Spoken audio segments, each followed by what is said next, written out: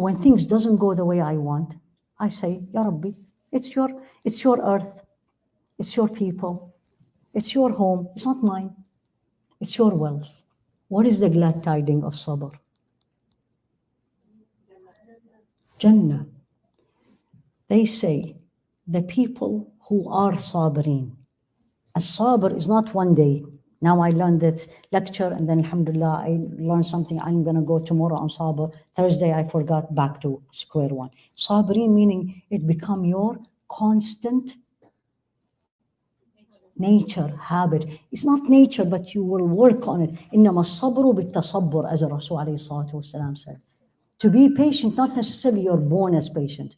It's something you gain. I can become patient. And one of the best way to make you patient is fasting. Fasting, because it controls you. You control yourself.